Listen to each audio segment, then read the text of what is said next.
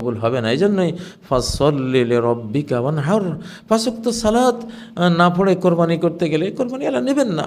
সালাত পড়তে কি কোনো পয়সা খরচ হয়? কোনো পয়সা খরচ হয় না। অথচ সে সালাত পড়ছেন না, সালাতের প্রতি কোনো আগ্রহ নেই।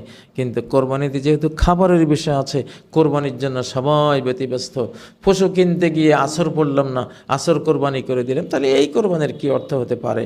মাগরিব পড়লাম না, পশু কিনতে গিয়ে আসর হারালাম, মাগরিব হারালাম, পড়লামই না, বা আমি 5 ওয়াক্ত সালাত পড়ি না। যদি এমনটা হয়, কেউ যদি 5 ওয়াক্ত সালাতই পড়েন না, তাহলে তো তার কোরবানি বেহুদা, নিষ্ক্রিয়, এটার কোনো ভ্যালু নেই আল্লাহর কাছে।